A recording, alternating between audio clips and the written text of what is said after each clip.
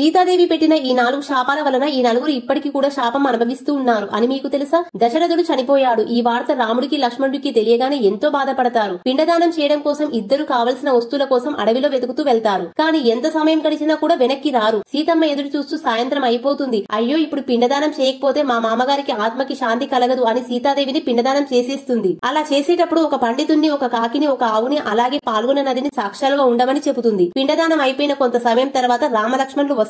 రాగానే ఇలా పిండదానం చేసేశాను స్వామి, కావాలంటే వీళ్ళని అడగండి, వీళ్ళు సాక్ష్యాలుగా ఉన్నారు అని చెబుతుంది. రాముడు వీళ్ళని చూడగా వాళ్ళు అందరూ ఏమీ చూడలేదు, మాకేమీ తెలియదు అని అబద్ధం చెప్తారు. అప్పుడు సీతాదేవి కోపంతో అబద్ధాలు ఎందుకు చెప్తున్నారు అని వీళ్ళ నలుగురికి శాపం పెడుతుంది. బ్రాహ్మణుడిని నీకు ఎప్పటికీ తృప్తి అనేది ఉండదు అని, ఆవుని నువ్వు ఆహారం కోసం అడుక్కు తింటావు అని, కాకిని నువ్వు ఎప్పటికీ ఏకాంతంగా భోజనం చేయలేవు అని, పాల నదికి నువ్వు ఒక్క చుక్క కూడా నీరు లేకుండా ఎండిపోతావు అని చెప్పేస్తుంది. ఈ శాపం ప్రభావం ఇప్పటికీ మనం చూడవచ్చు. అందరూ చెప్పండి జై సీతాదేవి.